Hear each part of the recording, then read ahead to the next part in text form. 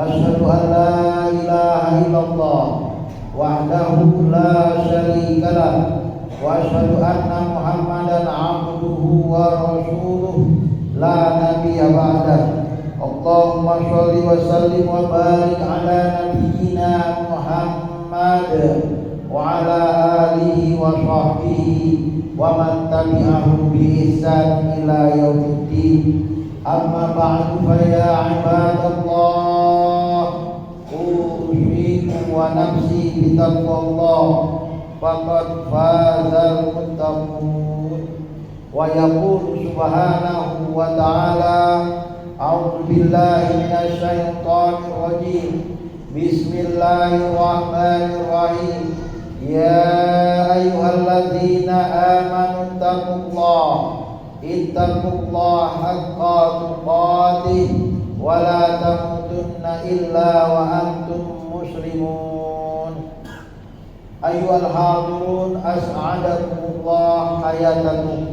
Hadirin jemaah Jumat yang dirahmati Allah, mari sama-sama kita bertakwa kepada Allah yang telah dan terus akan memberikan kepada kita rumah tangga yang sakinah, anak-anak yang soleh dan solehah, harta yang berkah. Sholawat dan salam tersampaikan kepada Nabi Muhammad sallallahu alaihi wasallam yang bersabda, baiti jannati, rumahku adalah surgaku. Dalam rangka di suasana peringatan Maulidur Rasul sallallahu alaihi wasallam, dalam khutbah Jumat yang singkat tepat pada ini kita akan melihat bagaimana Nabi membangun rumah tangganya dan bagaimana umat Islam berasaskan Al-Quran mewujudkan rumah tangga sakinah, mawaddah, warahmah. Tema kita 6 sikap mewujudkan rumah tangga sakinah, harta yang berkah, diinspirasi dari surat At-Taghabun ayat 14 sampai dengan 16. Allah Subhanahu wa taala berfirman, A'udzu billahi minasyaitonir rajim. Bismillahirrahmanirrahim. Ya ayyuhalladzina amanu, wahai orang-orang yang beriman. Panggilan ini ditujukan kepada Nabi Muhammad sallallahu alaihi wasallam, ditujukan kepada jemaah hadirin Jumat yang hadir pada saat ini, atau sahabat pada masa itu, atau generasi penerus kita pada masa yang akan datang. Selama mereka beriman, panggilan itu untuk mereka. Selama kita beriman, panggilan itu untuk kita. Ini adalah panggilan cinta. Ini adalah panggilan kasih dan sayang dari Allah Subhanahu wa ta'ala. Kalau Allah cinta kepada hambanya, maka dia panggil kita dengan panggilan cinta, wahai orang yang beriman. Karena orang yang berimanlah yang mau mendengar, orang yang berimanlah yang mau melaksanakan pesan-pesan terbaik dari Allah Subhanahu wa ta'ala. Apa pesan Allah? Inna min azwajikum wa auladikum aduwan lakum fahzaruhum. Sungguh di antara istri-istrimu, anak-anakmu musuh bagi kalian, berhati-hatilah. Ini pesan tidak selamanya terjadi, tapi bukan berarti tidak terjadi. Maka Allah Subhanahu wa ta'ala mengatakan min azwajikum, dari pasangan hidup kalian. Sama ada laki-laki punya pasangan perempuan yang namanya istri, atau istri yang punya pasangan laki-laki namanya suami. Antar pasangan suami dan istri bisa bermusuhan, sebagaimana ayah dan anak pun, ibu dan anak pun bisa terkadang terjadi permusuhan. fahzaruhum, hati-hati. Bagaikan gelas mahal yang rapuh fragile itu, maka kita memegangnya hati-hati, jangan sampai terjatuh, karena kalau terjatuh dapat dipastikan pecah. Begitulah rumah tangga, dapat dipastikan tidak ada kapal yang berlayar di lautan tanpa ada ombak. Ombak adalah seni dari berkapal. Bahkan terkadang kapal itu juga mengalami badai yang begitu besarnya, lebih tinggi dari kapalnya. Begitulah Allah Subhanahu wa taala mengatakan kepada kita yang menginginkan qurrata ayun, anak permata hati, pasangan hidup menjadi penyejuk mata, bukan berarti terkadang badai rumah tangga tak menimpa. Maka Allah Subhanahu wa taala memesankan kepada Nabi Muhammad, memesankan kepada kita jemaah Jumat yang hadir pada hari ini atau para sahabat pada masa itu, generasi penerus kita, dalam berumah tangga ada seninya, di mana pada masa ini masyarakat Eropa yang tak bertuhan tak mau berumah tangga. Bangsa Swiss, separuh dari umatnya tak mau berumah tangga karena beban. Nabi Muhammad berkata dan kita merasakan ini bukan beban, tapi dunia menyatakan bahwa an-nikahu sunnati, nikah adalah gaya hidup umat Nabi Muhammad. Rupanya ada orang yang tak mau menikah karena problematika dalam rumah tangga yang unik tapi membahagiakan. Maka Allah Subhanahu wa taala mengatakan, bagaimana mewujudkan rumah tangga yang sakinah, mawaddah, warahmah, penuh dengan kedamaian, cinta dan kasih sayang. Allah Subhanahu wa taala menegaskan, di saat terjadi permusuhan, wa anta'fu wa tasfahu wa taghfiru, minta maaflah. Jangan sampai karena kita sebagai laki-laki berstatus ayah tak mau minta maaf kepada anaknya, tak mau minta maaf kepada istrinya, tak mau minta maaf kepada adiknya, tak mau minta maaf kepada ayah emaknya. Permasalahan hidup pertama, ego, merasa paling benar hingga tak mau minta maaf. Permasalahan rumah tangga menjadi sederhana dan mudah jika kita mau meminta maaf.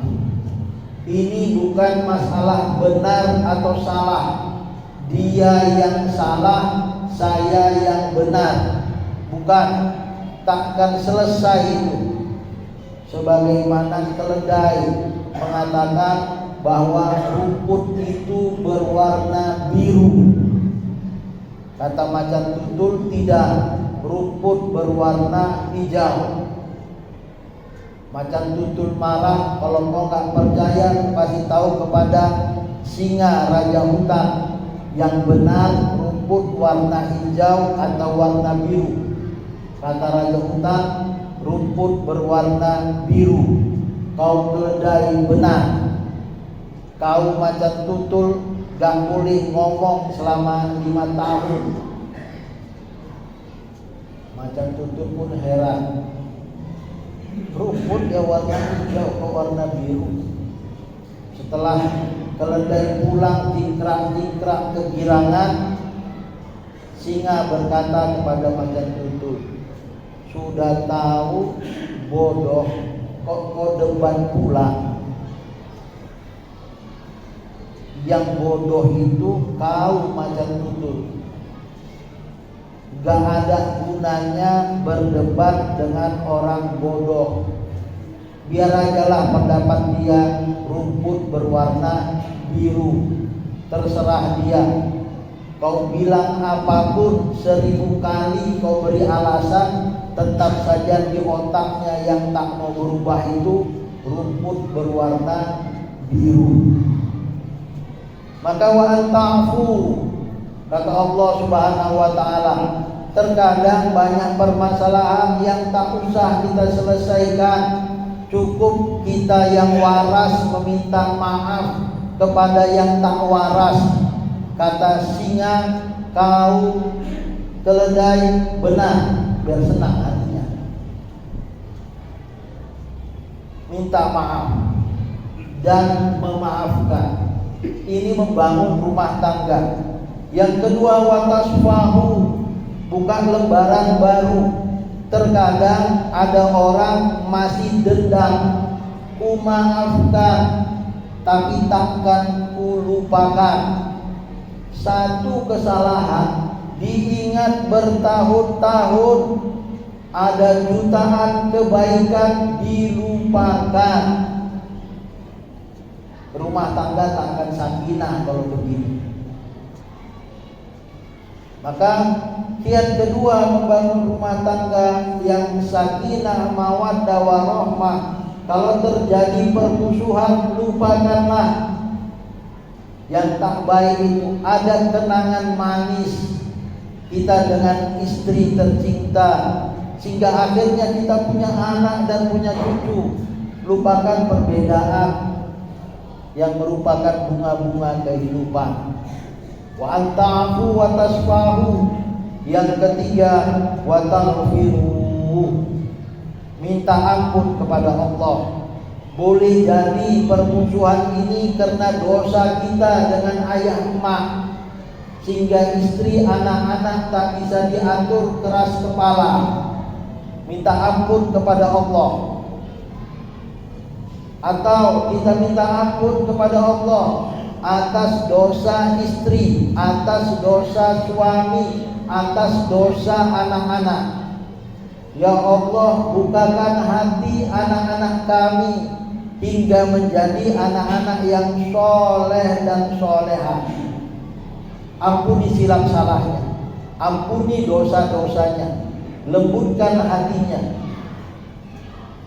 Kita memohon ampun kepada Allah atas dosa anak kita, atas dosa pasangan hidup kita, agar rumah tangga kita sakinah, mawaddah, warahmah. Maka Allah Subhanahu wa taala menutup ayat 14 ini dengan firman-Nya, fa innallaha ghafurur rahim. Sungguh Allah Maha Pengampun. Kita minta maaf kepada orang tak dimaafkannya, tak masalah. Yang penting Allah mengampuni dosa kita semua. Itu yang penting. Diucapkannya ku maafkan, hatinya masih mendongkol dia dengan Allah lah itu.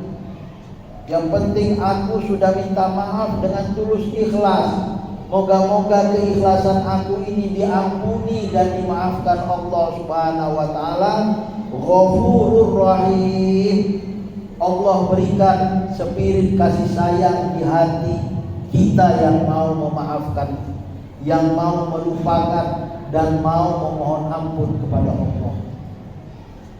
Karena yang kita harapkan adalah belayan kasihan sayangan dari Allah Subhanahu wa taala. Maka Nabi Muhammad SAW saat sujudnya lama, para sahabat bingung, ini kok gak naik-naik Nabi Muhammad dari sujud. Sehingga akhirnya Nabi Muhammad pun naik dan salam. Sahabat bertanya, wahai Nabi, kenapa lama betul sujudnya? Rupanya ada Hasan atau Husain cucu Nabi naik di atas kepala Nabi Muhammad saat sujud. Dia tak enak dan tak hendak untuk menjatuhkan si cucu tersebut, sehingga anak atau cucu itu melepaskan tunggangan kudanya dan kemudian Nabi pun naik. Salah seorang sahabat berkata, saya punya anak 10, tak pernah saya cium, tak pernah saya peluk, tak pernah saya sayangi. Maka kata Nabi Muhammad SAW, Man la yarham la yurham. Barang siapa yang tak bisa mengasihi, menyayangi sesama makhluk, terutama anak-anaknya, maka Allah tak sayang pada dia. Inilah rumah tangga Nabi Muhammad. Inilah ajaran Islam yang menyejukkan. Tidak saja dalam rumah tangga yang kecil, berbangsa, bernegara, berjiran tetangga, diperlukan semangat memaafkan, melupakan, dan mendoakan agar dosa kita dan dosa dia diampuni dan ditutup aib kita oleh Allah Subhanahu wa ta'ala.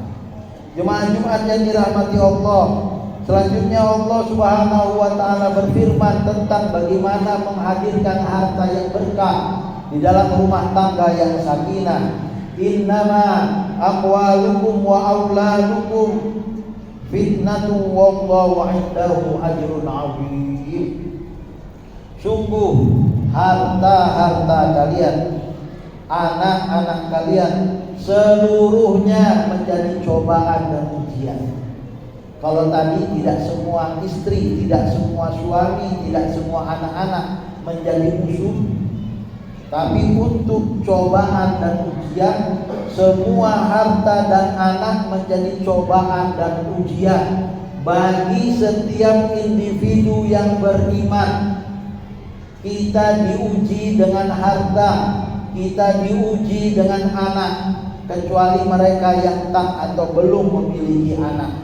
Fitnatun, ujian, cobaan, babak penyisihan, sterilisasi, pemurnian. Jadi fitnah tidak saja dikonotasikan dengan keburukan, tapi fitnah bagikan ujian. Yang lulus dari seleksi dia naik ke tingkat lebih tinggi, yang lulus dari babak awal naik ke babak selanjutnya sampai babak final dan dialah pemenang. Begitulah hidup. Kita diuji dengan harta agar kita berkualitas. Siapa yang kita sembah, harta atau Allah? Siapa yang kita cintai, anak atau Allah? Tentu saja dua hal ini tidak harus dibenturkan, tidak harus dikontradiksikan. Tapi bagaimana keduanya, antara cinta kepada Allah sejalan dengan cinta kita pada harta, cinta pada anak-anak searah dengan cinta kita pada Allah, maka Allah Subhanahu wa ta'ala menutup ayat 15 dari surat At-Taghabun ini, wallahu indahu ajrun 'azim. Maka jadikan harta sebagai sarana untuk mendekatkan diri kepada Allah. Jadikan anak menjadi aset kesolehan dan kesolehah mereka untuk mendekatkan diri mereka dan diri kita kepada Allah, karena hanya di sisi Allah ajrun 'azim, pahala yang besar, surga.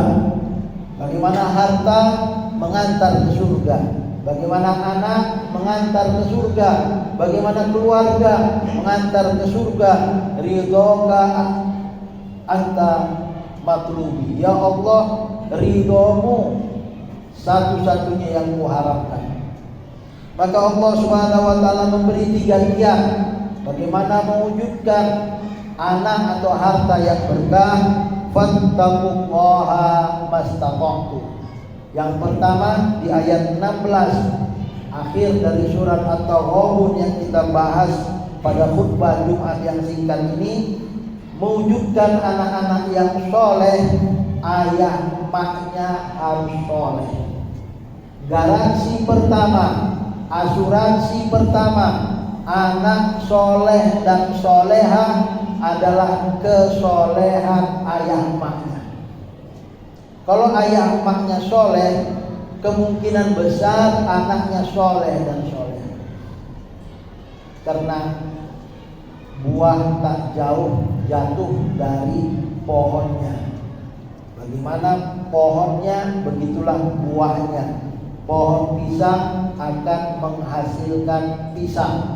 Gak mungkin pohon pisang menghasilkan semangka. Begitulah dia, fattaqullaha mastata'tum. Bertakwalah semampumu. Tinggalkan yang dilarang oleh Allah, berbuat baik yang bisa kita lakukan. Yang kedua, wasma'u. Perbanyak mendengar Al-Quran dibaca. Bacakan rumah tangga Al-Quran, murattal, kajian-kajian keislaman, zikir, sholawat dibaca, diperdengarkan di dalam rumah tangga, agar rumah tangga kita tidak seperti kuburan. Rumah tangga yang tidak dibacakan Al-Quran di dalamnya bagaikan kuburan mati. Hidupkan rumah tangga kita dengan Al-Quran. Nawwiru buyutakum biqiraatil Quran. Inilah pesan kedua, wasma'u wa ati'u. Dibaca, dipahami, diamalkan. Yang ketiga, bagaimana anak-anak agar soleh dan soleha, harta biar berkah.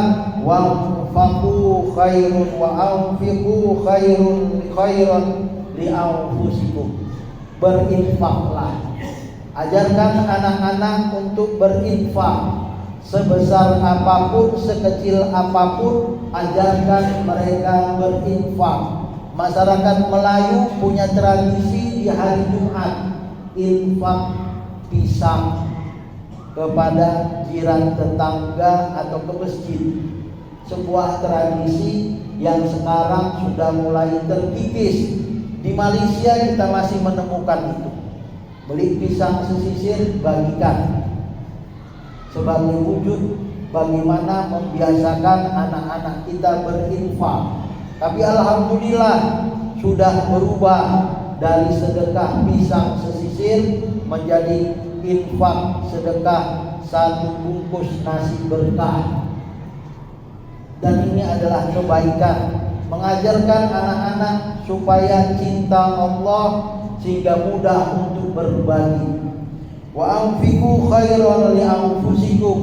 Ketika kita berinfak, yang untung adalah diri kalian sendiri. Karena harta dari Allah, Allah bisa melipat gandakan kedatangan harta dan keberkatan berikutnya.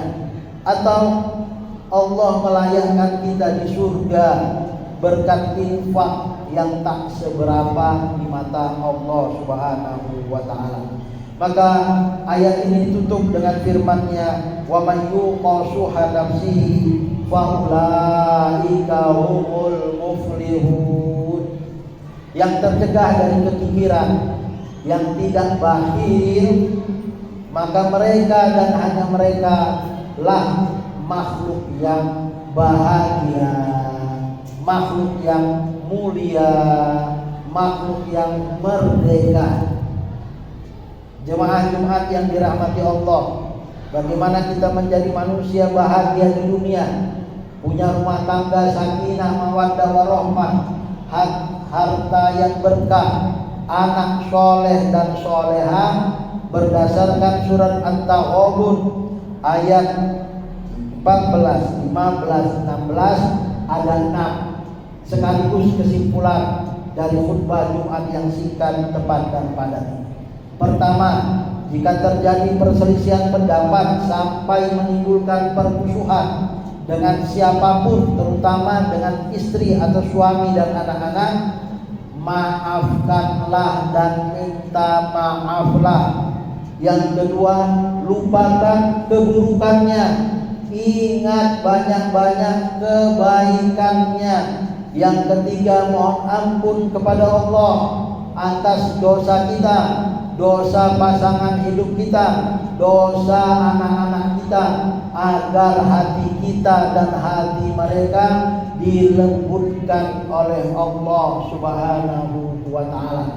Yang keempat, kelima dan keenam, agar rumah tangga kita menghasilkan harta yang berkah, anak soleh dan soleha.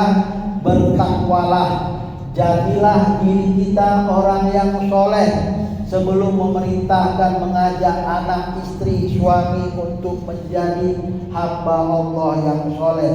Kedua, perdengarkan Al-Quran, perbanyak zikir dan sholawat di rumah masing-masing. Dan ketiga, ajari diri sendiri, keluarga, istri dan anak untuk berinfak, bersedekah, berwakaf, berzakat, karena inilah yang melahirkan kebahagiaan.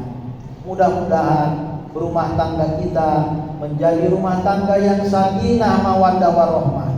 Kita menjadi hamba Allah yang bertakwa, soleh, dan memiliki istri solehah dan anak-anak yang taat pada Allah, mendengar nasihat ayah emaknya, soleh dan solehah. Barakallahu li wa lakum fil Qur'an.